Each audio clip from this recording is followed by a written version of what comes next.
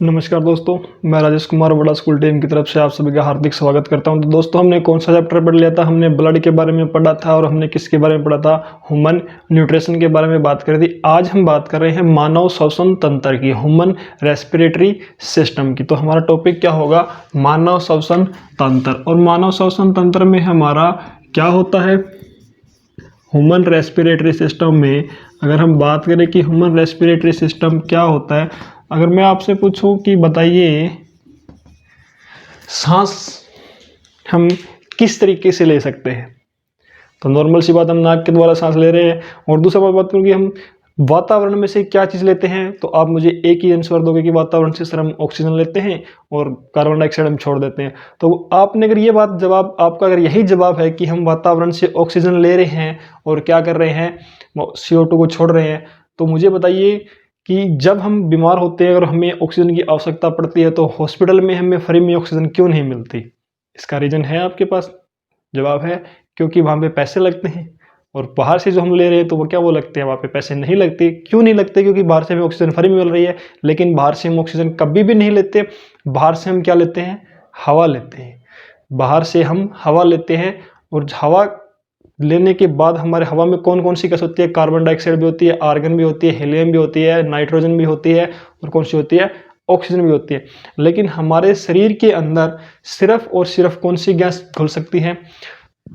हमारे शरीर के अंदर सिर्फ और सिर्फ ऑक्सीजन जो गैस होती है वही घुल सकती है। तो अब देखिए कि मानव रेस्पिरेटरी सिस्टम, मानव श्वसन तंत्र तो किस तरीके से होता है? मानव श्वसन तंत्र से सबसे पहले हम क्या लेते हैं? एयर लेते हैं। एयर हमने कहाँ से ली? हवा हमने कहाँ से ली है? वातावरण से। वातावरण से लिया। एयर लेने के बाद एयर हमारे कहाँ जाती है? नोज, नाक के पास जाती है। जी हाँ, बिल्कुल जाती है। और नाक से हवा हमारी कहाँ जाती है? Wind pipe. कहाँ जाती है? Wind pipe. श्वास नली के अंदर जाती है। श्वास नली से हवा हमारे कहाँ जाती है? लंग्स। कहाँ जाती है? फेफड़ों के पास। लंग्स, फेफड़ों के पास। और फेफड़ों से हवा हमारी कहाँ जाती है भाई? ब्लड में जाती है। कहाँ जाती है? ब्लड हमारे रक्त के पास जाती है। और रक्त के पास जो हवा गई है तो रक्त में हमारी कौन सी गैस घुल सकती है? रक्त में हमारी सिर्फ और सिर्फ ऑक्सीजन जो गैस होती है वो क्या हो सकती है? घुल सकती है। और गैस हमारे शरीर में से क्या हो जाती है? बाहर निकल जाती है। तो अगर आपसे कभी भी कोई पूछ ले कि हम वातावरण से क्या ले रहे हैं, तो आप उनको ये मत बोलना कि हमने वातावरण से क्या लिया है? ऑक्सीजन लिया। नहीं, उनको सिर्फ आप ये बोलो कि हम वातावरण से हवा ले रहे हैं। वातावरण से हमने क्या लिया? हवा ली है। और हवा हमारे शरीर में जब प्रवेश करती है तो हवा हमारे शरीर की ब्लड के अंदर सिर्फ ऑक्सीजन जो हवा होती है, गैस होती है, वो तो हमारे शरीर में घुल जाती है। और कार्बन डाइऑक्साइड गैस हमारे शरीर से क्या हो जाती है? बाहर आती है। और जो ऑक्सीजन के साथ हमने हवा ली थी और गैस जो अंदर गई थी वो भी हमारे शरीर में से क्या हो जाती है? बाहर निकल जाती है। तो अब बात कर रहे हैं हम किस चीज़ की? मानव श्वसन तंत्र की। तो जो ये अंग, ब्लड के साथ कौन सी गैस डीजल हुई थी हमारी? ऑक्सीजन। O2 हुई थी, ऑक्सीजन। तो जो हम इन सिस्टम, इन ऑर्गन के साथ मिलकर के हवा जो ले रहे हैं, सबसे पहले हवा ली है, फिर नाक में गई है, श्वास नली में आई है, लंग्स में आई है, फिर ब्लड में आई है। इन सभी ऑर्गन को मिला के जो हमारा सिस्टम चल रहा है, इन सभी ऑर्गन को मिला के जो हमारा सिस्टम चल रहा है, उसी सिस्टम को हम क्या बोलते हैं? ह्यूमन रेस्पिरेटरी सिस्टम, मानव श्वसन तंत्र। तो अब यहाँ समझ में आया, ह्यूमन रेस्पिरेटरी सिस्टम में हमें और कुछ नहीं पढ़ना है, सिर्फ यही चीज़ें हैं जिनके बारे में हमें पढ़ना होगा।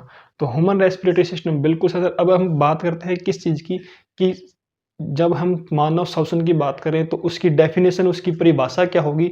तो उसकी परिभाषा ये होगी कि हमारे शरीर के अंगों के बीच, हमारे शरीर के अंग तथा वातावरण के बीच, हमारे शरीर के अंग तथा वातावरण के बीच गैसों का आदान प्रदान करना ही क्या कहलाता है?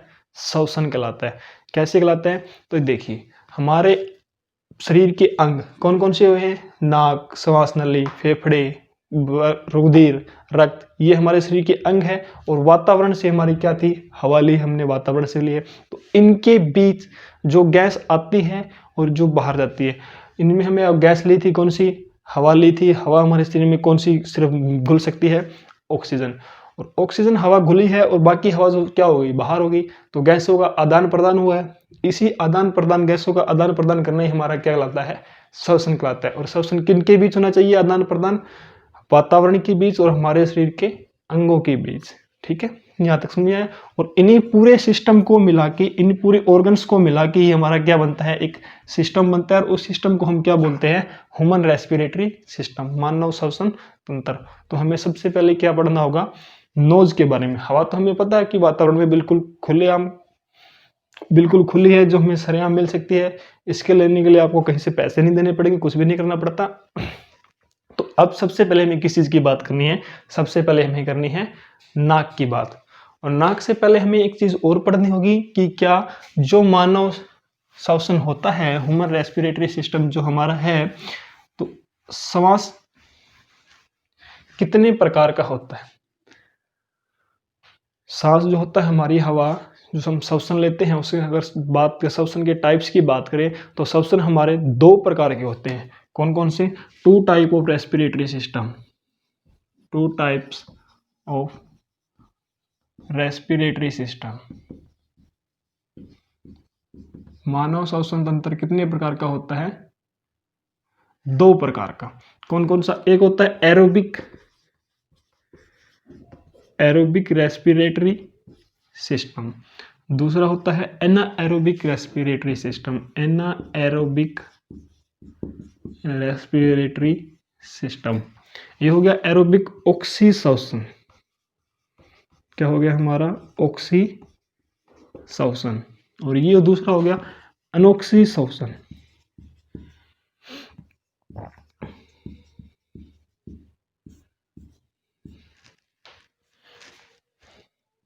इससे नाम से हमें पता रहा है, ऑक्सी मतलब जहां से हमें ऑक्सीजन मिल जाए, जो प्रोसेस हमारे शरीर के अंदर क्या हो, ऑक्सीजन की उपस्थिति के कारण हो, ऑक्सीजन की प्रेजेंस में हो, वो क्या होगा हमारा एरोबिक रेस्पिरेशन, मतलब ऑक्सी श्वसन होगा। और जो प्रोसेस हमारे शरीर के अंदर बिना ऑक्सीजन की हो, तो उस प्रोसेस को हम क्या बोलते हैं, एनाएरोबिक रेस्पिरेशन, अनोक्सी श्वसन। देखिए किस तरीके से, जैसे हमारे शरीर के अंदर क्या होता है, ग्लूकोज C6H12O6, इसको अगर हमने ऑक्सीजन दी है, तो ऑक्सीजन देने के बाद ये क्या होगा, ये टूटेगा किसके अंदर, ये टूटेगा हमारा कार्बन डाइऑक्साइड CO2 प्लस में वाटर H2O और प्लस में ATP। और ये ATP क्या होता है, ATP होती है हमारी एडिनोसाइन ट्राइफॉस्फेट।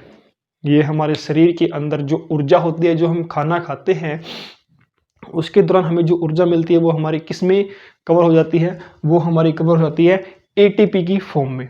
तो ATP स्टोर कहाँ होती है, हमारी ATP ऊर्जा हमारे स्टोर होती है माइटोकॉन्ड्रिया के अंदर। जो माइटोकॉन्ड्रिया इसीलिए तो जाता है कि ऊर्जा का पावर संग्रहित घर किसे कहते हैं, ऊर्जा का स्टोर हाउस किया जाता है, तो वो होता है हमारा माइटोकॉन्ड्रिया। वो माइटोकॉन्ड्रिया के अंदर हमारी सारी ऊर्जा क्या होती है, स्टोर हो जाती है। तो ये जो ऊर्जा हमें मिलती है, ये मिलती है हमें 38 मॉलिक्यूल्स की।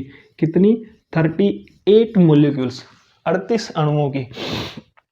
दूसरा इस साइड में क्या होता है कि ये बिना ऑक्सीजन के होगा, तो C6H12O6, ये अगर बिना ऑक्सीजन के होगा, तो इसमें से जो कि हमें क्या बनेगी, इसमें से हमारा एक तो मेथेनॉल एसिड बनेगा, मेथेनॉल एसिड बनेगा।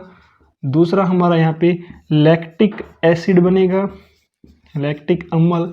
और तीसरा हमारे यहाँ पे जो ऊर्जा निकलेगी ATP की फॉर्म में, जो ऊर्जा निकलेगी, ये ऊर्जा निकलेगी कितने मॉलिक्यूल्स की, ये निकलेगी हमारी 2 मॉलिक्यूल्स की। ये हमारी निकलेगी कितने मॉलिक्यूल्स की, 2 मॉलिक्यूल्स की। अगर हम इनके एग्जांपल्स की बात करते हैं दोनों की, तो एरोबिक रेस्पिरेटर का सिस्टम का एग्जांपल होगा क्या, ह्यूमन बीइंग्स, मनुष्य हो गया, बोल सकते हैं एनिमल भी हो सकता है। अगर हम एनोक्सी श्वसन की बात करते हैं, तो ये हमारा किस में होगा, ये हमारा एक तो होता है किसके अंदर, फंगी, कवक के अंदर। दूसरा होता है ये हमारा बैक्टीरिया के अंदर, ये हमारा जीवाणु के अंदर भी हो सकता है। तो कवक के अंदर और बैक्टीरिया, जीवाणु और फंगी, कवक और बैक्टीरिया, जीवाणु के अंदर ये हमारा एनॉक्सी रेस्पिरेटरी होता है, और जो हम मनुष्य होते हैं उनके अंदर हमारा कौन सा होता है, एरोबिक रेस्पिरेशन होता है। तो ये तो बात हुई थी हम श्वसन कितने प्रकार का होता है। अब हम बात करते हैं कि श्वसन जो हम लेते हैं, सांस जो हम लेते हैं वो किन किन प्रोसेस के द्वारा लेते हैं। तो वो हमारा सबसे पहले किस में आया था, नोज में, और नोज क्या बोलते हैं, नाक, और नाक के द्वारा हमें क्या करता है। तो अब देखिए कि सबसे पहला सांस हमारा किस में आया था, नोज में, नोज में आया था ना, इन्वायरमेंट में तो नहीं आया, नोज में आया था, क्योंकि नोज से ही हमने क्या लिया था, सांस लिया था। तो नोज का काम क्या था, नोज का काम जो हमने, हमारी नाक है, नाक का काम क्या था कि इसने हवा को तो क्या लिया, अंदर लिया है, एयर को तो इन किया है, हवा हमारे शरीर के अंदर गई थी, और CO2 हमारे शरीर में से क्या हुई थी, बाहर हुई थी। नाक का काम क्या था, ये हमारी नोज है मान लो, तो हवा अंदर आई है और हवा अंदर इससे क्या हुई है, बाहर गई है। और नाक जो हमारी विंड पाइप होती है वो कहाँ तक होती है, लंग्स तक होती है। तो ये थी हमारी नोक के द्वारा हवा का अंदर आना और CO2 का बाहर जाना। ये काम तो था हमारा सिर्फ नाक का। इसके बाद में नाक के नीचे क्या लगा होता है, नाक के नीचे लगी होती है हमारी फेरिक्स।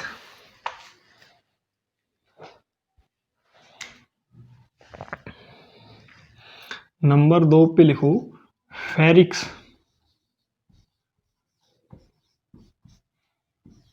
जिसको बोलते हैं ग्रसनी। जी सर, ये क्या बात होगी, आपने तो फेरिक्स के बारे में कोई बात हमें बताई नहीं है, तो घबराइए मत दोस्तों। देखिए कि फेरिक्स क्या होती है। फेरिक्स वो होता है जो हम सांस ले रहे हैं, कहाँ से लिया सांस हमने, नाक से लिया था, और ये पार्ट हो गया हमारा माउथ वाला, ये हमारा हो गया माउथ, माउथ पता है ना, मुंह, ये मुंह वाला पार्ट हो गया, और ये हो गया हमारा नोज, नाक वाला पार्ट। जहाँ पे नाक वाले पार्ट और मुंह वाले पार्ट पे आके दोनों पाइप आपस में मिलती है, मतलब हमारी ये नाक होगी और ये मुंह हो गया, इसके बिल्कुल सामने गले में जाके जहाँ पे भाग मिलती है, उसी भाग को क्या बोला जाता है, फेरिक्स। उसी भाग को हम क्या बोलते हैं, फेरिक्स। नोज, नाक से हवा ली थी, हवा से हमारी कहाँ गई थी, विंड पाइप में, और ये हमारा कहाँ आता है, विंड पाइप के अंदर ही तो है। माउथ और विंड पाइप जब दोनों कनेक्ट होती है तो उस भाग को क्या बोला जाता है, ग्रसनी फेरिक्स। क्वेश्चन किस तरीके से आएगा एग्जाम में कि मनुष्य में उस भाग का नाम बताइए जहां पर श्वसन नली, श्वास नली और पाचन नली आकर के आपस में मिलती है, तो उस भाग का नाम क्या होगा, ग्रसनी। ठीक है, समझ में आया। जहाँ पे डाइजेस्टिव सिस्टम और रेस्पिरेटरी सिस्टम की पाइप्स आपस में आके मिलती है तो उस भाग का नाम होगा फेरिक्स, ग्रसनी। ठीक है, देखिए ये नाक थी, ये हमारा मुंह है, इसकी बिल्कुल सामने यहाँ पे आके जो बिल्कुल मतलब यहाँ से मिलती है तो उसी भाग को बोलते हैं ग्रसनी। बात आप बोल दो कि ग्रसनी के नीचे अगला जो पॉइंट होगा नंबर 3 पे होगा हमारा एपिग्लोटिस।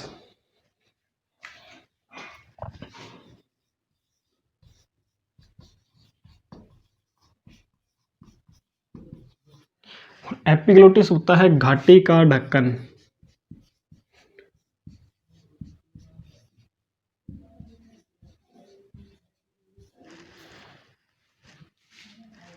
और घाटी की ढक्कन कहाँ होता है, अब आप फिर बोल दो कि सर ये भी एक नया टर्म लिखवा दिया यहाँ पे, तो घबराओ मत दोस्तों। घाटी का ढक्कन हमारा होता है, ये थी हमारी क्या, विंड पाइप नली के बारे में। और ये तो हमारी इस तरफ होगी कौन सी, श्वास नली। ये मार्कर भी खराब होगा, दूसरा चीज श्वास नली, ये तो हमारी श्वास नली। और इस पाइप में हमारी कौन सी थी, इस साइड में थी हमारी फूड पाइप। कौन सी थी, फूड पाइप। और फूड पाइप को हम क्या बोलते हैं, भोजन नली। क्या होती है हमारी, भोजन नली। तो देखिए जो हमारी एक तरफ फूड पाइप है, दूसरी तरफ हमारी विंड पाइप है। इन फूड पाइप और विंड पाइप के ऊपर यहाँ पे लगा होता है हमारी एपिग्लोटिस। क्या लगी होती है? एपिग्लोटिस, घाटी का ढक्कन इसी बोलते हैं। और इसका काम क्या होता है? देखो फूड पाइप में हमारी इस तरफ से यहां से आता है हमारा खाना। क्या आता है? खाना। और फूड पाइप किससे कनेक्ट होती है? माउथ, मुंह से लेके स्टमक, पेट तक होती है। और जो हमारी विंड पाइप होती है ये किससे कनेक्ट होती है? नोज, नाक से लेकर के हमारी कहाँ तक कनेक्ट होती है? लंग्स, फेफड़ों तक होती है। ये तो करेक्ट होती है। इसके बाद में बात करते हैं कि जब हमें, आपने सुना होगा कि जब हम खाना खाते हैं तो बोलते हैं ना कि खाना खाते टाइम हमें हंसना नहीं चाहिए या फिर जोर जोर से बोलना नहीं चाहिए। क्यों नहीं बोलना चाहिए? कि जिस टाइम हम खाना खा रहे होते हैं उस टाइम अगर हम जोर से हंस दिए या मतलब जोर से बोल के खाना खा रहे हैं तो ये देखिए जो खाना हमारा क्या होता है कि श्वास नली के अंदर चला जाता है। और उसी वजह से हम खाना खाते टाइम कई बार मतलब क्या करते हैं कि खांसते हैं और अपने जो आसपास बैठे हैं मम्मी पापा भाई जो भी है अपनी पीठ पे थपथपाते हैं ताकि क्या हो जाए, और पानी भी पीने के लिए देते हैं ताकि मतलब क्या हो जाए कि वो खाना या तो श्वास नली से बाहर निकल जाए अगर कहीं फंस गया हो तो इसलिए बोलते हैं कि खाना खाते टाइम हमें क्या करना नहीं चाहिए? बोलना नहीं चाहिए और हंसना नहीं चाहिए। क्यों? क्योंकि अगर हमने खाना खाते टाइम हमने क्या कर दिया? हंस दिए और कुछ कर दिया तो जो हमारा ये खाना होता है वो खाना हमारा क्या चला जाता है? श्वास नली के अंदर। और ये पाइप कौन सी थी? ये पाइप हमारी सांस की है। और जब सांस हवा जो आ रही है वो आना ही, अगर यहाँ पे मान लो यहाँ पे भोजन का टुकड़ा फंस गया है तो हवा क्या हो जाएगी? बंद हो जाएगी। हवा बंद होगी, हो सकता है ये टुकड़ा यहाँ से निकले और ना भी निकले। निकल गए तो हम बच गए, और ना निकले तो हमारी क्या हो जाएगी?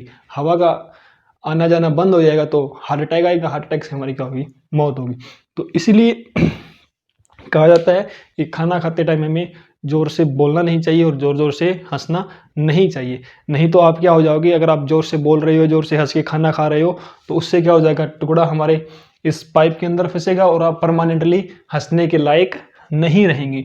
तो जो हमारा ये एपिग्लोटिस होता है, घाटी का ढक्कन, इसका क्या होता है कि जब हम खाना खा रहे होते हैं तो उस टाइम इसका दबाव हमारे इस साइड में रहता है, श्वास नली के ऊपर ज़्यादा दबाव रहता है ताकि क्या होए कि मतलब वो ना हो सके कि कोई भी खाने का टुकड़ा इसके अंदर ना फंस सके। और जब हम जोर से हंस दिए या जोर से बोल दिए तो इसके ऊपर प्रेशर बनेगा। प्रेशर किस चीज़ का? कि हवा हमारी जोर से बाहर निकलेगी। हवा की सांस लेने के लिए हमें प्रेशर बनेगा तो ये ढक्कन क्या होगा? खुलेगा। और खुलेगा तो इसके अंदर क्या जाएगा? खाना चला जाएगा। तो जब हम खाना खा रहे होते हैं उस टाइम इसका दबाव श्वास नली के ऊपर रहता है, और खाना नहीं खा रहे होते हैं उस टाइम इसका दबाव कहाँ रहता है? विंड पाइप के ऊपर, सॉरी उसके ऊपर, फूड पाइप के ऊपर, भोजन नली के ऊपर। तो इसीलिए आप अपने मम्मी पापा भाई बहन जो भी है उनको बोले कि खाना खाते टाइम क्या नहीं करना चाहिए? जोर से हंसना नहीं चाहिए और जोर जोर से बोल के खाना नहीं खाना चाहिए। नहीं तो कभी ना कभी आप क्या हो सकते हैं? परमानेंटली हंसने के लायक नहीं रहेंगे। आप मेरी बात को अच्छे से समझ तो गए हैं? चलो अच्छी बात है। दूसरी बात कि आप अगर हमारे चैनल पे पहली बार आए हैं और आपको ये वीडियो अच्छी लग रही है तो आप इस वीडियो को लाइक करें और हमारे चैनल को सब्सक्राइब करें, और वीडियो को शेयर करना तो ना भूलें, क्योंकि अगर आपको पसंद आई तो आप अपने दोस्तों भाई बहन जो भी हैं उनको सभी तक शेयर करें ताकि हर एक अच्छे से समझ सके। दूसरा इसके बाद में क्या होता है कि हमने 3 पॉइंट पे किया था एपिग्लोटिस, उसको एपिग्लोटिस के बाद हमें करना है लैरिक्स। नंबर 4 पे हमारा आएगा लैरिक्स। और लैरिक्स को बोला जाता है स्वर यंत्र।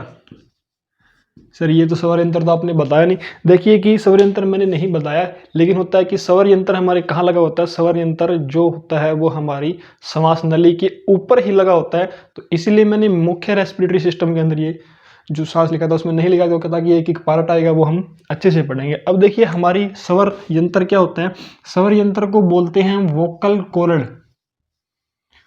वोकल कॉर्ड, स्वर रज्जु। और इसी स्वर रज्जु के कारण हमारे शरीर के अंदर क्या होती है? इसी स्वर रज्जु से हमारी वाइब्रेट होती है गले के अंदर, और जब गले में वाइब्रेट होगी तो हमारी क्या निकलेगी? हवा निकलेगी, आवाज निकलेगी, साउंड जिसको बोलते हो आवाज। और वो आवाज हमारी इसी वोकल कॉर्ड, इसी लैरिक्स के कारण हमारी आवाज क्या होती है? बाहर आती है, हम बोल सकते हैं। तो ये लगी हुई कहाँ होती है?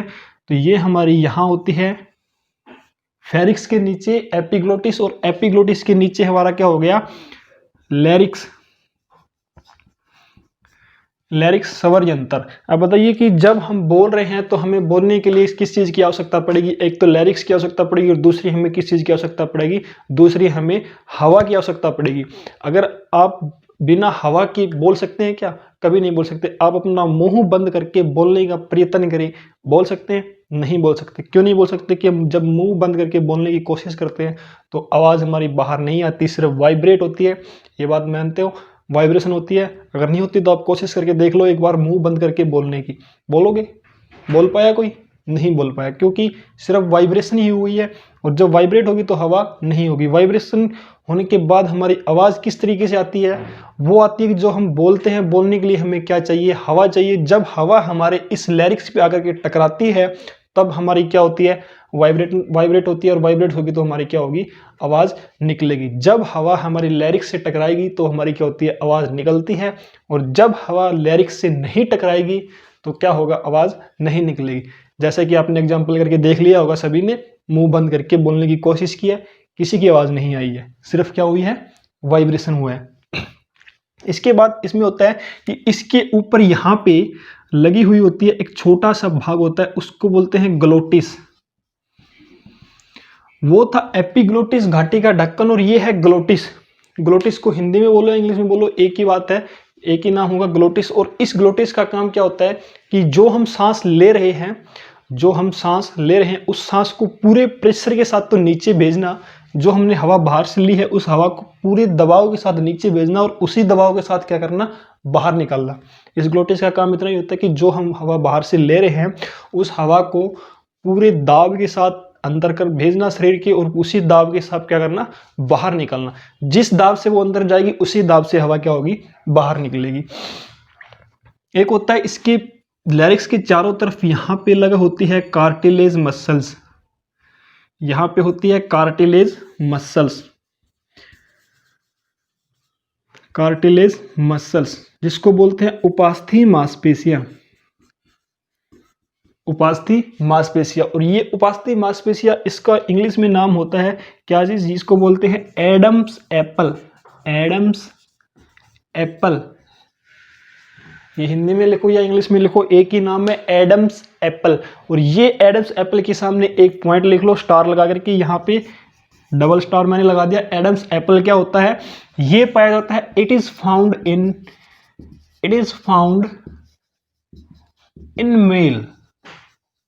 ये सिर्फ नर मनुष्य में ही पाया जाता है, ये सिर्फ नर मनुष्य में ही पाया जाता है। It is found only in male, नर मनुष्य में ही पाया जाता है। क्यों कि एडम्स एप्पल क्या होता है, देखिए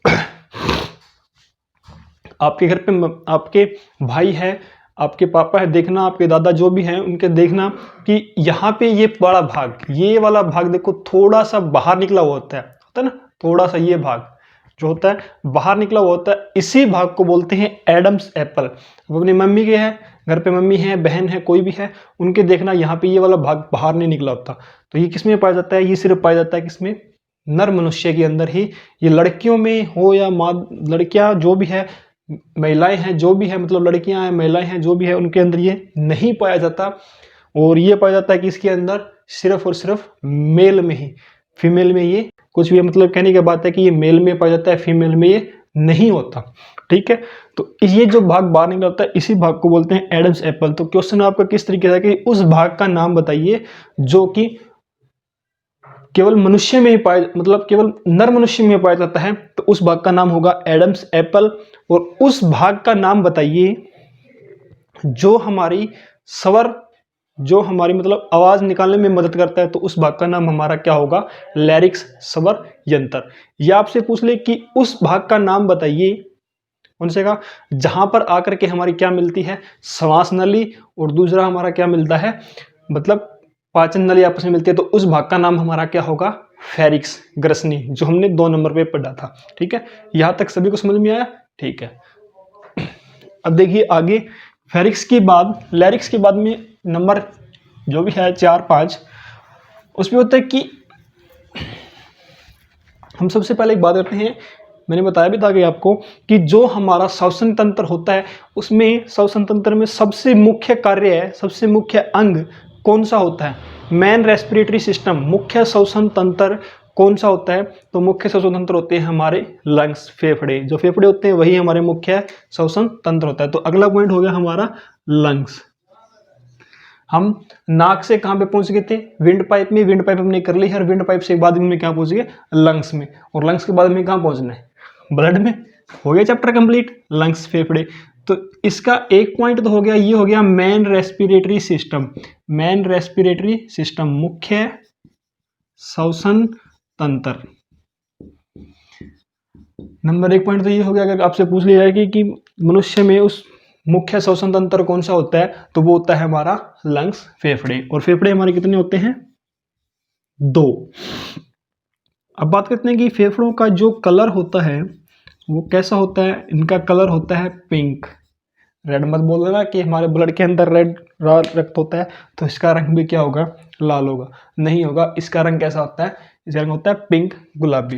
अब हम बात करते हैं कि लंग्स जो होते हैं, लंग्स कितने थे हमारे? 2। और दोनों लंग्स का वेट कितना होता है? दोनों लंग्स का वेट होता है 1.3 किलोग्राम। 1.3 किलोग्राम, 1 किलो 300 का।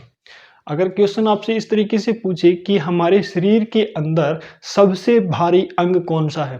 हमारे शरीर के अंदर सबसे भारी अंग कौन सा है? तो वो होगा हमारा लीवर, यकृत। और लीवर का वजन कितना होता है?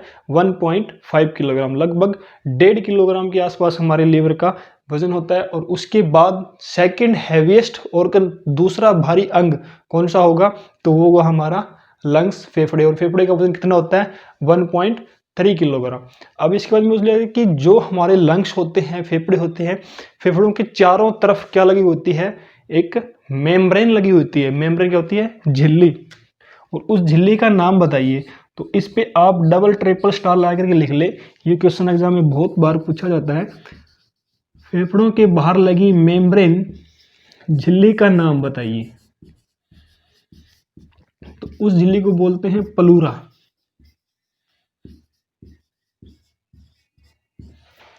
उस झिल्ली को क्या बोलते हैं? प्लूरा। क्यों बोलते हैं? कि जैसे ये हमारी मेम्ब्रेन होती है, उसकी बाहर चारों तरफ कवरिंग की होती है, किस चीज की? एक झिल्ली की। ताकि क्या हो कि लंग्स हमारे वो ना हो, मतलब बाहर उसको हमें जो बाहर से प्रोटेक्शन होती है उनसे बचा करके रखें। 1 मिनट रुकना दोस्तों, कॉल आ रही है एक।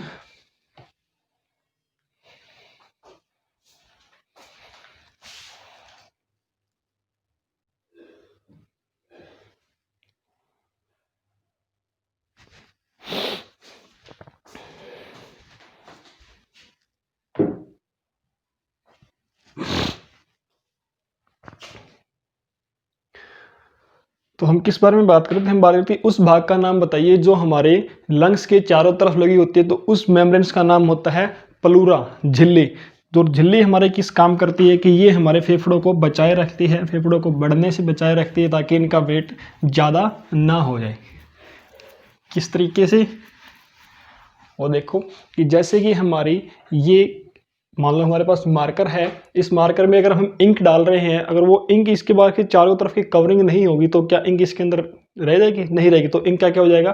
फैलाव हो जाएगा। उसी तरीके से हमारे क्या होती है कि जो मेम्ब्रेन इस लंग्स के चारों तरफ जो झिल्ली लगी होती है वो हमारी प्रोटेक्शन करती है। किस चीज़ से? ये भी मैं आपको बताऊंगा आगे आने वाले में, देखते रहना आप। तो इसके बाद में हमारा क्या था? हम बात कर रहे थे लंग्स के बारे में। और लंग्स हमारी कितने होते हैं? 2, लेफ्ट और राइट। चलो हम आज लंग्स बना ही लेते हैं।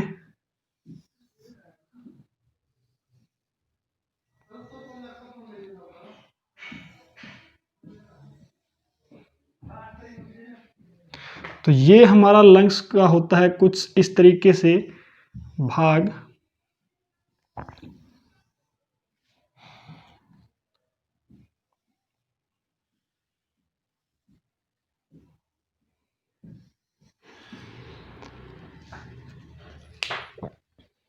हमारा लंग्स कुछ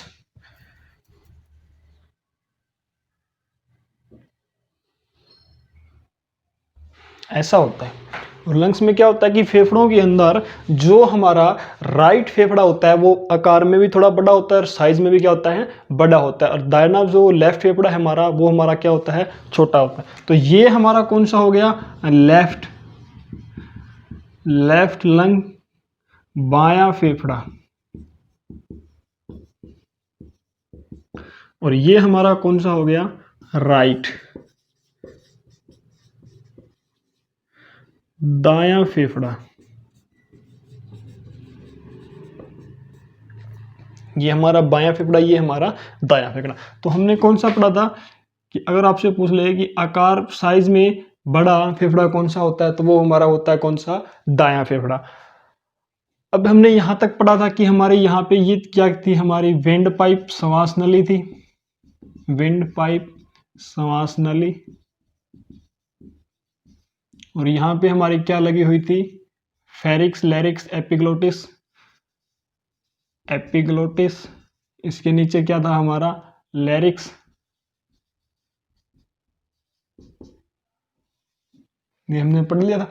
और इसकी चारों तरफ हमारी क्या लगी हुई थी, इसके चारों तरफ हमारी थी कार्टिलेज, मसल्स, उपास्थि, मांसपेशियां थी। तो अब बात करते हैं कि जिस टाइम जो इन दोनों फेफड़ों के बीच का जो ये भाग है, ये वाला जो पोर्शन है, इस भाग को क्या नाम दिया जाता है, जो खाली पड़ा है, इस भाग को नाम दिया जाता है मीडिया स्टेनम,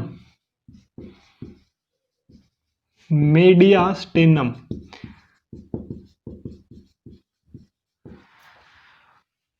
मीडिया स्टेनम। और इसके नीचे यहाँ पे बिल्कुल लंग्स के बिल्कुल नीचे यहाँ पे एक मस्कुलर ऑर्गन होता है, मस्कुलर मांसपेशीय अंग होता है।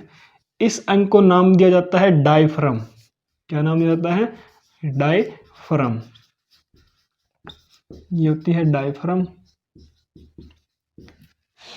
और जो ये लेफ्ट जो हमारा लंग है, बायां जो फेफड़ा है, इस फेफड़े की ये वाला जो भाग थोड़ा सा इस तरफ से हमने इस तरीके से बनाया है, इस भाग को नाम दिया जाता है कार्डियक नोज, कार्डियक नोज। इसके अंदर क्या होता है, इस कार्डियक नोज के अंदर हमारा हार्ट, दिल होता है। इसी कार्डियक नोज के अंदर हमारा क्या होता है, दिल होता है। इसके बाद में क्या हो गया कि देखिए इसके चारों तरफ, इसके दोनों लंग्स के चारों तरफ लगी हुई होती है हमारी क्या चीज, मेम्ब्रेन होती है। दोनों लंग्स के चारों तरफ हमारी क्या लगी हुई होती है, मेम्ब्रेन लगी होती है। और इसी मेम्ब्रेन को नाम दिया गया है किस चीज का, ये जो दोनों फेफड़ों के चारों तरफ मेम्ब्रेन लगी है, इसी को नाम दिया था हमने प्लूरा। क्या नाम दिया था, प्लूरा। मैंने बताया था ना कि मेम्ब्रेन लगी होती है और उस मेम्ब्रेन का नाम क्या होता है, प्लूरा। तो ये जो मेम्ब्रेन थी हमारी, ये थी हमारी प्लूरा मेम्ब्रेन। ठीक है, अब देखना इस चीज के बारे में, जो दो अब आप किसी क्वेश्चन पूछे कि फेफड़ों के बिल्कुल नीचे, फेफड़ों के बिल्कुल नीचे कौन सा भाग होता है, कौन सी मस्कुलर ऑर्गन होती है, तो वो होती है हमारी डायफ्राम। फेफड़ों के बिल्कुल नीचे डायफ्राम होती है। डायफ्राम का काम भी हम बताएंगे, अगर डायफ्राम तक पहुंचे तब डायफ्राम का काम बताएंगे। उससे पहले देखना क्या होती है कि जो दोनों फेफड़ों के बीच, दोनों फेफड़ों के बीच में खाली जगह होती है, जो खाली स्पेस होता है, उस स्पेस को क्या नाम जाता है, उस स्पेस को कहा जाता है मीडिया स्टेनम। दोनों फेफड़ों के बीच खाली स्पेस को कहा जाता है मीडिया स्टेनम। और जो हमारा लेफ्ट फेफड़ा लंग्स होता है, बायां फेफड़ा होता है, उस फेफड़े के अंदर जो थोड़ा स्पेस होता है, उस स्पेस को क्या नाम देता है, उसको देता है कार्डियक नोज। उसमें हमारे क्या होता है, हार्ट होता है। और दोनों फेफड़ों के चारों तरफ हमारी क्या लगी होती है, मेम्ब्रेन। यहां तक सभी को समझ में आया। अब देखिए इसके बाद में क्या है कि जब ये वाला भाग यहां से आती है, जब हमारी ये सांस नली आती है, यहां से जो हमारी सांस नली आ रही है, और ये फर्स्ट टाइम यहां से आगे डिवाइड हुई है, इस तरफ भी आ गई है, लेफ्ट लंग में भी गई और राइट लंग्स में भी गई, लेफ्ट में भी गई और क्या होगी, राइट लंग्स में भी गई। जब सांस नली पहली बार आकर के डिवाइड होती है तो उसको नाम दिया जाता है ब्रोनकाई। उस भाग को नाम दिया जाता है ब्रोनकाई, यानी कि वायु नलिका। हिंदी में लिखेंगे आप वायु नलिका। देखिए जब हमारी श्वास नली पहली बार आके विभाजन हुई है, किस दो भाग में विभाजन हुई है, तो उस भाग को नाम दिया जाता है श्वास नलिका। अब उसके बाद में ये भी तो हमारी ब्रोन में विंड पाइप ही है, और विंड पाइप आगे आकर के हमारी दो भागों में फिर से डिवाइड हो गई है, इस साइड में और ये हमारी इस साइड में। दोनों ब्रोंकाई। इस भाग को नाम दिया जाता है क्या? इस भाग को बोलते हैं ब्रोंकोलियस।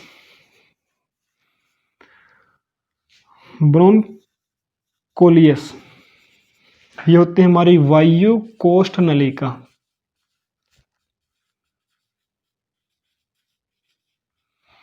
हमारी वायु कोष्ठ नलिका। इसके बाद में क्या होता है कि ये ब्रोंकाई हमारी आगे आकर के, देखिए यहाँ से श्वास नली डिवाइड हुई थी और यहाँ से हमारी ब्रोंकाई डिवाइड हुई है, तो इस भाग को क्या नाम दिया था? हमारी ब्रोंकोलियस, वायु कोष्ठ नलिका।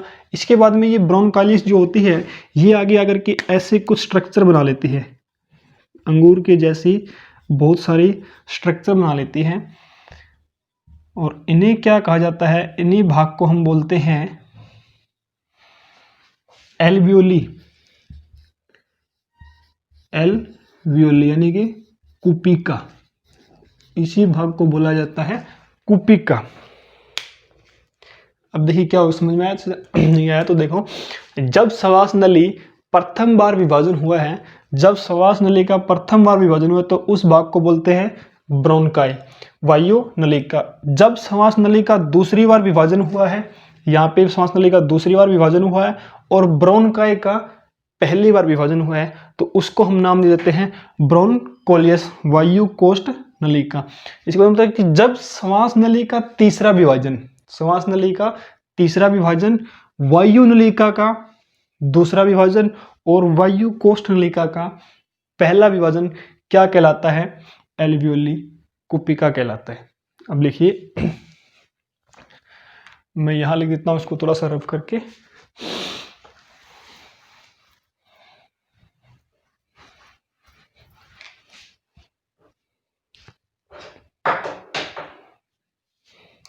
देखिए, फर्स्ट डिवीजन, पहला विभाजन किसका है? Wind pipe. श्वास नली का पहला विभाजन, श्वास नली का प्रथम विभाजन, ये फर्स्ट डे है, उसको प्रथम बोलेंगे। क्या कहलाता है? अपना ब्रोंकाई। क्या कहलाता है? ब्रोंकाई। वायु नलिका, ठीक है। श्वास नली का प्रथम विभाजन क्या होगा? हमारा वायु नलिका। अब होगा कि secondary division of wind pipe, श्वास नली का दूसरा विभाजन। देखिए दूसरा विभाजन कैसे कि श्वास नली यहां से आई थी, यहां तक आने के बाद एक यहां से यहां तक और यहां से यहां तक पहला विभाजन था हमारा, और इसके बाद में यहां से श्वास नली का दूसरा विभाजन स्टार्ट होता है कि लंग्स के अंदर आई है, तो ये दूसरे विभाजन में आ गया, ये वाला दूसरा विभाजन हो गया। तो श्वास नली का दूसरा विभाजन, और ये थी हमारी यहां तक क्या आई थी कि जब श्वास नली का प्रथम विभाजन हुआ था तो क्या बनी थी? हमारी ब्रोंकाई, वायु नलिका।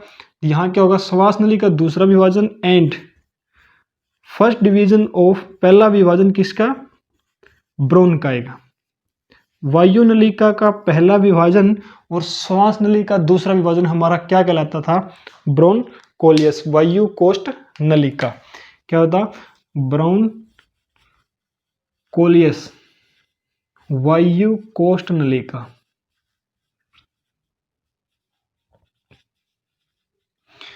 तीसरा था क्या कि श्वास नली जब हमारी यहाँ पर वायु कोष्ठ नलिका लंग्स के अंदर आई है, फेफड़ों के अंदर आई है, तो फेफड़ों के अंदर आने के बाद में हमारा क्या हो गया था कि वो कुछ मतलब अंगूर जैसी संरचना में बंट गई थी, लाखों छोटे छोटे अंगूर की जैसी संरचना में बंट गई थी। इसी भाग को क्या नाम दिया था हमने? इसी भाग को हमने नाम दिया था कुपिका, एल्वियोली। तो अब देखिए ये किसका डिवीजन होता? तो श्वास नली रही है, श्वास नली आगे की विभाजन हुई है, तो श्वास नली का दो विभाजन पहले हो चुका है, तो श्वास नली का तीसरा विभाजन, श्वास नली का तीसरा विभाजन। थर्ड डिवीजन किसका हो गया? विंड पाइप का। एंड वायु नलिका भी तो आई थी, वायु नलिका का पहला विभाजन क्या हुआ था? हमारा ब्रोंकाई। तो यहां पे वायु नलिका का कौन सा विभाजन हो गया? सेकंड डिवीजन किसका? ब्रोंकाई का। दूसरा विभाजन वायु नलिका का, और श्वास नली का तीसरा विभाजन वायु नलिका का दूसरा विभाजन और वायु कोष्ठ नलिका का पहला विभाजन एंड फर्स्ट डिवीजन ऑफ ब्रोनकोलियस। क्या हो गया था हमारा? एल्वियोली। एल्वियोली कुपिका हुई थी। तो ये हमारे कुछ इस तरीके से भाग बनते हैं। अगर आपसे एग्जाम में क्वेश्चन पूछ लिया जाए कि मनुष्य में श्वास नली में उस भाग का नाम बताइए जब श्वास नली पहली बार आकर के विभाजित होती है, तो उस भाग का नाम होगा हमारा ब्रोनकाई, वायु नलिका। अगर आपसे पूछा जाए कि श्वास नली का सेकंड विभाजन क्या कहलाता है, श्वास नली का सेकंड विभाजन होता है हमारा ब्रोनकोलियस, वायु कोष्ठ नलिका। अगर आपसे यही क्वेश्चन थोड़ा घुमा के पूछा जाए कि जब ब्रोनकाई पहली बार विभाजित होती है तो उस भाग का नाम बताइए, जब ब्रोनकाई पहली बार विभाजित होती है तो उस भाग का नाम क्या होगा हमारा ब्रोनकोलियस। अगर यही आपसे दोबारा पूछा जाए कि उस भाग का नाम बताइए जहां पे ब्रोनकाई पहली बार विभाजित होती है और श्वास नली हमारी दूसरी बार विभाजित होती है, तो कौन सा होगा? वो भी हमारा ब्रोनकोलियस होगा। अगर आपसे ये पूछ लिया जाए कि जब श्वास नली हमारी तीसरी बार विभाजित होती है तो उस भाग का नाम क्या होगा? उस भाग का नाम होगा हमारा एल्वियोली कुपिका। या आपसे पूछा जाए कि ब्रोनकाई जब वायु नलिका हमारी दूसरी बार विभाजित होती है तब भी क्या होगा? एल्वियोली कुपिका। अगर आपसे पूछ लिया जाए कि जब हमारी ब्रोनकोलियस पहली बार विभाजित होती है तो उस भाग का नाम क्या होगा? एल्वियोली कुपिका। वो एग्जामिनर पे डिपेंड है कि किस तरीके से क्वेश्चन पूछता है, लेकिन आपको ये चीजें जो समझाई गई यहाँ पे बिल्कुल अच्छी तरीके से समझ में आएगी। अगर इसके बावजूद भी आपको कोई डाउट है तो आप वीडियो के नीचे कमेंट बॉक्स में जाके कमेंट कर सकते हैं और अपना जो डाउट है वो आप हमें किसी भी टाइम क्लियर करवा सकते हैं। तो अब हमने यह चीज पढ़ी थी क्या? डाइफ कुपिका, एल्वियोली की चीज हमने पढ़ी थी और एल्वियोली के बारे में हमें कुछ चीजें और पढ़नी है कि एल्वियोली का काम क्या होता है। तो एल्वियोली के बारे में लिखिए कुछ।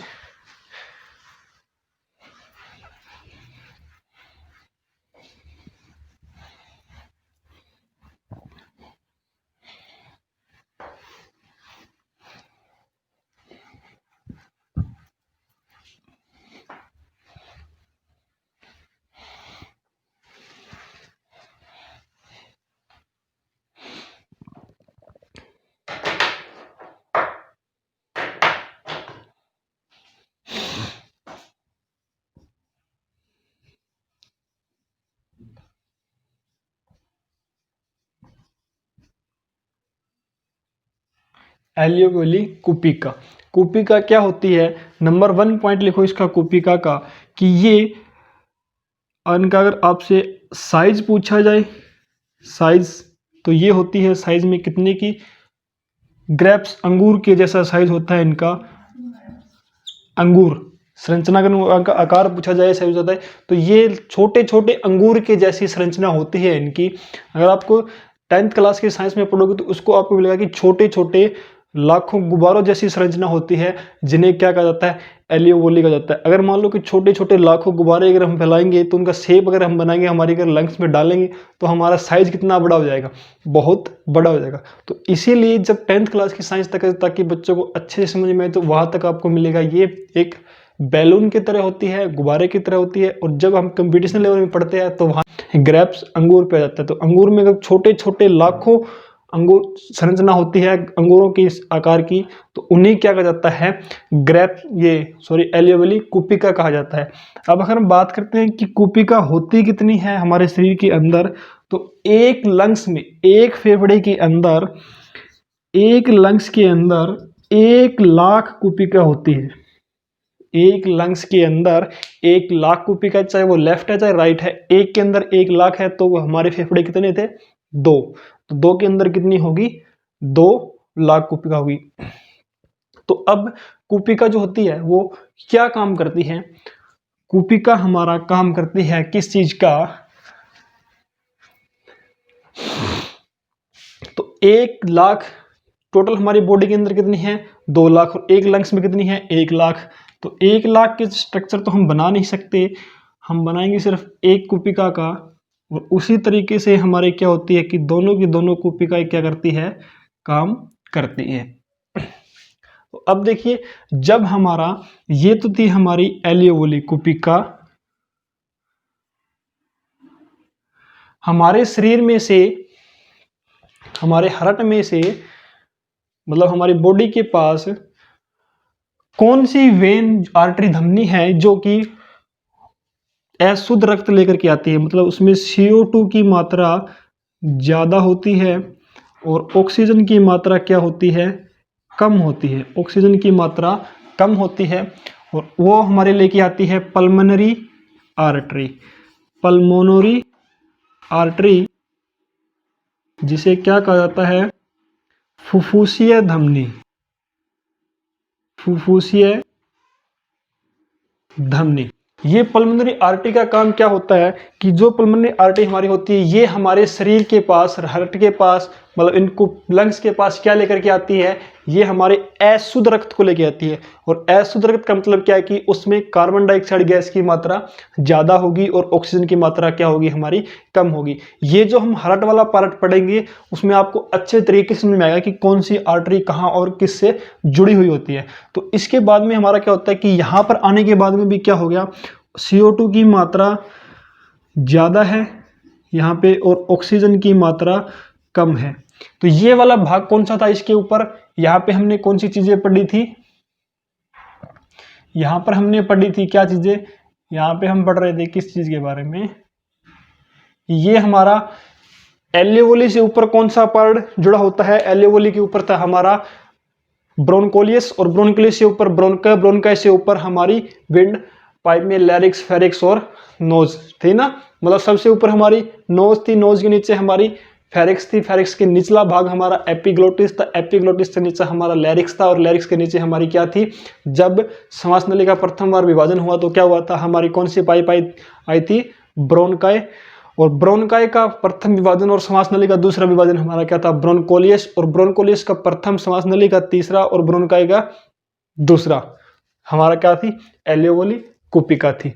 तो अब देखिए कि यहाँ पे वो थी और बाहर हमारी कौन सी गैस ज्यादा है, बाहर वातावरण में हमारी ऑक्सीजन की मात्रा ज्यादा है और CO2 की मात्रा क्या है, कम है, क्योंकि CO2 की तो हमारी 0.003% और ऑक्सीजन हमारी लगभग 21% वातावरण के अंदर है। तो क्या होगा कि इसके अंदर जब हवा ऊपर ज्यादा होगी तो वो आपने एक चीज सुनी होगी कि उच्च दाब से हवा कहाँ जाती है, निम्न दाब की तरफ जाती है। कोई भी प्रेशर है, हवा है, कुछ भी चीज है, जो उच्च दाब से कहाँ जाएगा, निम्न की तरफ, और निम्न से कहाँ जाएगा, उच्च दाब की तरफ। तो जा नहीं सकता कि अगर मान लो हमें किसी ऊंचाई पे चढ़ना है और वो हाइट, ऊंचाई अपने से ज्यादा है, तो अगर हमारा प्रेशर बनेगा तो हम जा सकते हैं, अगर पूरा प्रेशर होगा तो हम जा सकते हैं, नीचे से प्रेशर ज़्यादा मिलेगा तो हम ऊपर जा सकते हैं और ऊपर से प्रेशर ज़्यादा मिलेगा तो हमें नीचे आ सकते हैं। तो उच्च दाब से हवा कहाँ आती है, निम्न की तरफ, और जब हवा निम्न दाब में ज़्यादा होगी तो वो कहाँ जाएगी, बाहर जाएगी। तो यहाँ पे देखिए क्या था, यहाँ पे कार्बन डाइऑक्साइड गैस की मात्रा ज़्यादा है और यहाँ पे कार्बन डाइऑक्साइड गैस की मात्रा क्या है, कम है। और यहाँ पे ऑक्सीजन की मात्रा ज़्यादा है और यहाँ पे ऑक्सीजन की मात्रा क्या है, कम है। तो यहाँ पे ऑक्सीजन की मात्रा ज़्यादा है तो वो क्या होगी, डिफ्यूजन होगी। ये वाला जो भाग मैंने बनाया है कुछ इस तरीके से, ये हमारा क्या हुआ, डिफ्यूजन होगा, क्योंकि यहाँ ऑक्सीजन की मात्रा ज़्यादा है, यहाँ कम है। तो यहाँ ऑक्सीजन हमारे शरीर के अंदर आएगी, ऑक्सीजन हम लेते हैं, और कार्बन डाइऑक्साइड हमारे शरीर में क्या है, ज़्यादा है, तो कार्बन डाइऑक्साइड का दबाव बाहर कम है, तो कार्बन डाइऑक्साइड हमारे क्या हो जाएगी, इससे में से बाहर हो जाएगी। और इसी प्रोसेस को हम क्या बोलते हैं, इसी प्रोसेस को नाम दिया है डिफ्यूजन। डिफ्यूजन, विसरण, इसी प्रोसेस को नाम दिया है क्या, डिफ्यूजन, विसरण। जब हवा उच्च दाब से निम्न दाब की तरफ आती है और जहां नीचे का दाब अगर ज्यादा है तो वो कहां जाती है, निम्न दाब की तरफ। बात मतलब ये कि उच्च दाब से हवा का दाब कहां आता है, निम्न की तरफ, और उसी प्रोसेस को हम क्या बोलते हैं, डिफ्यूजन बोलते हैं। देखिए यहाँ पे कार्बन डाइऑक्साइड गैस की मात्रा ज्यादा थी, यहाँ पे कम थी, तो यहाँ हमारे शरीर से कार्बन डाइऑक्साइड गैस क्या होगी, बाहर निकल गई, और ऑक्सीजन की मात्रा हमारे शरीर में कम थी और ऑक्सीजन हमारे शरीर में आई है, तो ऑक्सीजन की मात्रा हमारे शरीर में पूरी हो गई। तो इस प्रोसेस के बाद क्या होगा कि ऑक्सीजन की मात्रा ज़्यादा होगी हमारे शरीर में और CO2 की मात्रा कम होगी। मतलब यहाँ पे हम लेकर आए थे अशुद्ध रक्त जिसमें ऑक्सीजन की मात्रा कम थी और कार्बन डाइऑक्साइड की मात्रा ज़्यादा थी, और यहाँ पे हमारा हो जाएगा कौन सा, शुद्ध रक्त, जिसमें क्या होगा, ऑक्सीजन की मात्रा हमारी ज़्यादा होगी और कार्बन डाइऑक्साइड गैस की मात्रा हमारी क्या होगी। तो यहाँ पे जो रक्त लेकर के हमारे पास आई थी वो थी कौन सी, पल्मोनरी आर्टरी, फुफ्फुसीय धमनी, और यहाँ से जब लेकर के जाएगी तो वो कौन सी जाएगी, पल्मोनरी वेन, पल्मोनरी वेन, फुफ्फुसीय धमनी,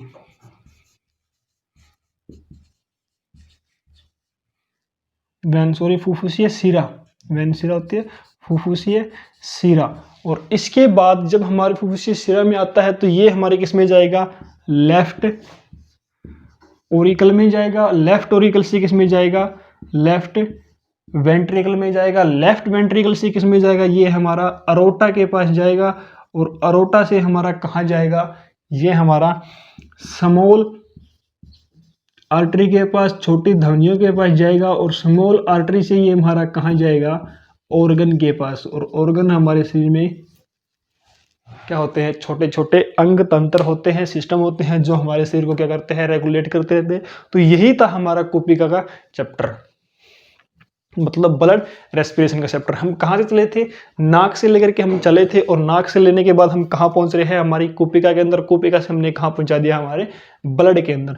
ब्लड के अंदर कैसे आता कि देखिए यहाँ पे CO2 की मात्रा ज़्यादा थी, वो एल्वियोली में आई थी, और एल्वियोली के बाद में हमारी कहाँ आई है, O2 प्योर रक्त में आई है, ब्लड में आई है। और ब्लड में हमारी सिर्फ कौन सी गैस घुल सकती है, ब्लड के अंदर हमारी सिर्फ और सिर्फ ऑक्सीजन जो गैस होती है वो घुलती है, और बाकी गैस बाहर चली जाती है। और अगर आपसे पूछा जाए कि उस भाग का नाम बताइए जहां पर गैसों का आदान प्रदान होता है, तो वो था हमारा कौन सा, लंग्स। और लंग्स में भी अगर पूछा कि लंग्स में उस भाग का नाम बताइए जहां पे शुद्ध और अशुद्ध रक्त की वो होता है, विसरण होता है, तो उस भाग का नाम होगा हमारा कुपिका।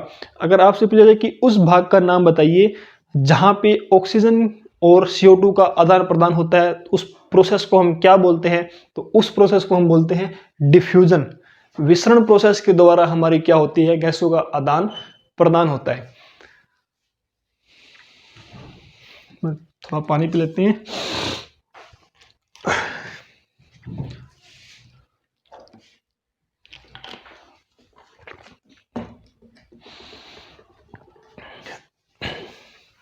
दोस्तों आपके लिए इतनी मेहनत कर रहे हैं तो आपका एक छोटा सा काम तो बनता ही है ना, वीडियो को लाइक करना और चैनल को सब्सक्राइब करना और शेयर करना। तो आप बोलोगे नहीं क्योंकि आपको वीडियो बहुत अच्छे से समझ में आ रही है। अगर फिर भी आपको समझ में नहीं आई है, कोई भी डाउट है आपका, तो आप वीडियो के कमेंट बॉक्स में जाके हमें कमेंट कर सकते हैं। आपके कमेंट का हम तुरंत रिप्लाई देंगे। अगर आपको कोई भी प्रोसेस किसी भी टॉपिक पे यहाँ पे अगर आपको कोई दिक्कत है तो उस टॉपिक का आपको तुरंत समाधान मिलेगा। ठीक है, तो हम एल्वियोली में पहुंचे थे। एल्वियोली से हम अब बात कर रहे हैं किस चीज की, डायफ्राम की, क्योंकि डायफ्राम हमने छोड़ दिया था बीच में। अब हम डायफ्राम में आए हैं। डायफ्राम का जो भी भाग है आप उसको लिख लो, जितना भी नंबर है डायफ्राम का वो आप लिख लो। डायफ्राम, और डायफ्राम क्या था, हमारा लंग्स के नीचे एक मस्कुलर ऑर्गन थी। तो सबसे पहला पॉइंट तो ये हो गया कि ये कहाँ होता है, ये होता है beneath lungs, beneath with lungs, beneath both lungs, beneath both lungs, दोनों फेफड़ों के बिल्कुल नीचे, दोनों फेफड़ों के बिल्कुल नीचे वाला भाग होता है, नीचे होता है। तो इसके ऊपर होती है हमारी चेस्ट, छाती होती है, और इसके नीचे हमारी होती है एब्डोनिमल। आप इसको छोड़ दो, इसको लिखो स्टमक, पेट वाला भाग। डायफ्राम के बिल्कुल ऊपर वाला भाग होता है चेस्ट का, और डायफ्राम के बिल्कुल नीचे वाला भाग कौन सा होता है, हमारा स्टमक, पेट का। तो ये एक काम तो करती है कि इसको चेस्ट वाले भाग को अलग करती है, और पेट वाले भाग को क्या करती है, ये अलग करती है। दूसरा इसमें क्या होता है, दूसरी थी ये हमारी मस्कुलर ऑर्गन। मस्कुलर ऑर्गन मतलब मांसपेशीय अंग। ये क्या होती है, हमारी एक मांसपेशीय अंग होती है, मांसपेशीय अंग होती है। ठीक है, मस्कुलर ऑर्गन है। तो डायफ्राम का भाग हमारा था यही का। इसके बाद में हमारे कौन सी थी कि हमने क्या क्या चीजें पढ़ी है, उस पूरे प्रोसेस को, जो चीज मैंने आपको पढ़ाई है इतनी देर में, उस पूरे प्रोसेस को अगर एक लाइन में लिखना चाहें तो हम किस तरीके से लिखेंगे? पूरे प्रोसेस को अगर हम एक तरीके से लिखना चाहें तो उस प्रोसेस को हम किस तरीके से लिखेंगे? तो लिखिए, सबसे पहले हमने क्या ली थी? एयर, हवा ली थी। हवा हमारे आई थी नोज, नाक में। नाक से हवा आई थी हमारी कहां पे? फेरिक्स में। और फेरिक्स को नाम दिया था हमने क्या? ग्रसनी। और फेरिक्स से आई थी हमारी कहां पे? एपिग्लोटिस। एपिग्लोटिस, घाटी का ढक्कन। याद आया? बोल के इतनी देर में परमानेंटली बंद मत करवा देना इसको। घाटी के ढक्कन में से आई थी हमारी लैरिक्स, आई थी ना, जिसको नाम दिया था हमने स्वर रज्जु या फिर स्वर यंत्र, नाम दिया था ना। और लैरिक्स से आई थी हमारी कहां पे? लैरिक्स से हमारी गई थी लंग्स के पास। और लंग्स से हमारी किस में गई थी? लंग्स से गई थी हमारी ब्रोनकाई के पास। और ब्रोनकाई से हमारी कहां गई थी? ब्रोनकाई वायुनलिका, ब्रोनकाई से हमारी गई थी ब्रोनकोलियस। और ब्रोनकोलियस से हमारी गई थी एल्वियोली। यहां तक तो सभी को समझ में आया ना कि सबसे पहले हमारी हवाई, हमने वातावरण से हवा ली थी।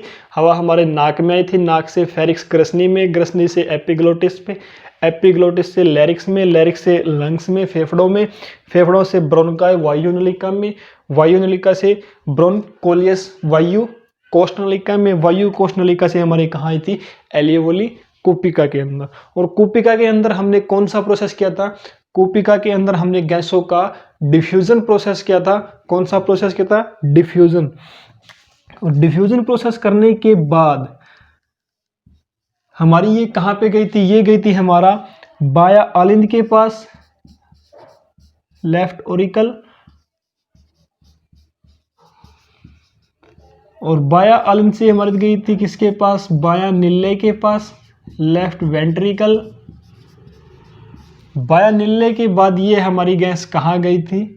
ये ब्लड जो हमारा गया था artery, aorta, sorry aorta. Aorta होती है हमारी शरीर की सबसे बड़ी धमनी। अरोटा से ये हमारे कहाँ गई थी? अरोटा से ये गई थी हमारी स्मॉल आर्टरी के पास। कहाँ गई थी? स्मॉल आर्टरी के पास, छोटी छोटी धमनियों के पास। और छोटी छोटी धमनियों से ये हमारी कहाँ गई थी?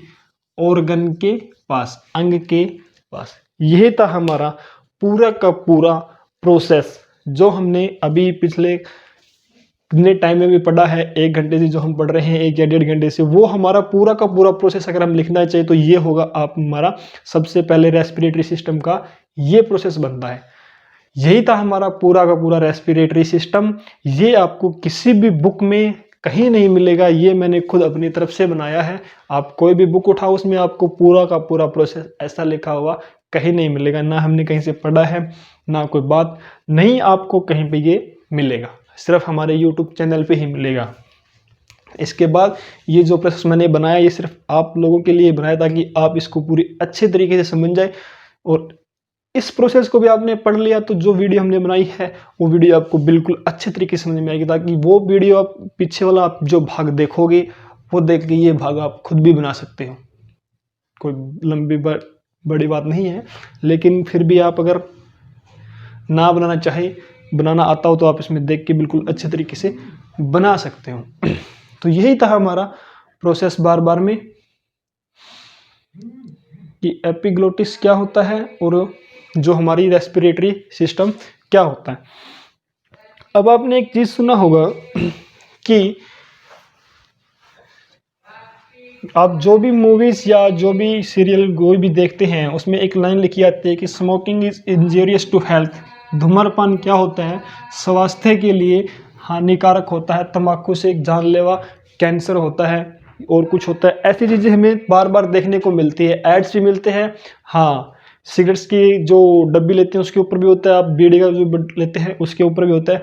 तो आपके घर में अगर कोई सिगरेट या कोई बीड़ी पी रहा है तो उसका बंडल उठा के देखना, ऊपर लिखा हुआ मिल जाएगा आपको, smoking is injurious to health. उसमें क्या होता है कि जो हमारी ये विंड पाइप थी और इस विंड पाइप के ऊपर हमारे यहाँ पे क्या लगी थी, कार्टिलेज थी। और ये कार्टिलेज हमारे शरीर के अंदर टोटल इस तरीके से विंड पाइप पे 9 लगी होती है। टोटल कितनी कार्टिलेज होती है, 9। और इन्हीं टोटल 9 कार्टिलेज का काम क्या होता है कि ये हमारी जो विंड पाइप होती है उसको पकड़ के रखती है। जैसे ये हमारा मार्कर है, इसमें हमने इंक डाली है तो इसके चारों तरफ इसने क्या कर रखी है, कवरिंग की है। और ये कवरिंग नहीं होगी तो क्या होगी, इंक हमारी फैल जाएगी। तो उसी तरीके से ये होता है कि जो हमारी ये कार्टिलेज, ये विंड पाइप होती है, इसके चारों तरफ कार्टिलेज होती है। ये क्या करती है, ये कार्टिलेज इस श्वास नली को प्रोटेक्शन देती है, किससे, ताकि ये फट ना जाए। और जिस तरीके से हम बार बार सिगरेट पीते हैं या और कुछ करते हैं, जो उसका धूम्रपान होता है, उस धूम्रपान से हमें क्या निकलता है, सिगरेट में एक निकोटिन नामक का केमिकल होता है। और उसी निकोटिन नामक का जो केमिकल होता है वो बार बार पिएंगे तो उसका जो निकोटिन होता है वो इनके ऊपर जम जाएगा, इनके ऊपर कुछ इस तरीके से जम जाएगा। और वो जमने के बाद ये क्या होगी, धीरे धीरे क्या हो जाएगी, ये बंद हो जाएगी। और ये बंद होगी तो हमारी श्वास नली बंद हो गई है, जिससे हमारी क्या होती है कि ये बंद हो जाएगी तो श्वास नली भी हमारी बंद हो जाएगी, सांस नहीं आएगा। और सांस अगर नहीं आएगा तो क्या हो जाता है, मौत हो जाती है। और इसी तरीके से ये जो इसके ऊपर जमना स्टार्ट होगी और धीरे धीरे ये आकर हमारी किस पे स्टार्ट हो जाती है, जो हमारे लंग्स होते हैं, फेफड़े होते हैं। और फेफड़ों के चारों तरफ हमारी क्या थी, झिल्ली थी, मेम्ब्रेन थी, कौन सी, प्लूरा। और ये उस प्लूरा पर आकर के जमेगी तो वो प्लूरा क्या हो जाएगी, फट जाएगी। तो उससे भी क्या हो सकती है, हमारी मौत हो सकती है। दूसरी बात, जो इंसान सिगरेट पी रहा है या बीड़ी पी रहा है, जो भी कुछ है, हुक्का भी पी रहे हो तो भी वो स्वास्थ्य के लिए हानिकारक है। क्योंकि जो पी रहा है उसको तो कम होती है, लेकिन उसके पास अगर जो खड़ा है ना, उसको इसका इफेक्ट होगा। ये नहीं है कि सर हमने तो कभी लाइफ में सिगरेट बीड़ी हुक्का कुछ पिया ही नहीं है लेकिन फिर भी हमें ये हो गया। तो इसका कारण यही होता है कि जो पी रहा है उसको भी होता है और उसके साथ में जो खड़ा है, जिसको ये धूम्रपान, जो धुआं जा रहा है, उसको भी क्या हो सकती है, ये बीमारी हो सकती है। तो इसीलिए दोस्तों, आप अपने पापा को, भाई को, जो भी हैं वो मतलब सिगरेट पीना बोले कि उनको बीड़ी सिगरेट हुक्का जो भी है वो बंद कर दें, ठीक है, ताकि आपकी लाइफ थोड़ी लंबी चलेगी। तो यही था हमारा पूरा का पूरा रेस्पिरेटरी सिस्टम। अगर आपको इस वीडियो में कोई भी शक है तो आप हमें कमेंट बॉक्स में जाके कमेंट कर सकते हैं। अगर आपको ये वीडियो अच्छी लगी है तो इस वीडियो को लाइक करें, चैनल को सब्सक्राइब करें और वीडियो को अपने दोस्तों के साथ शेयर करें। जय हिंद, जय भारत।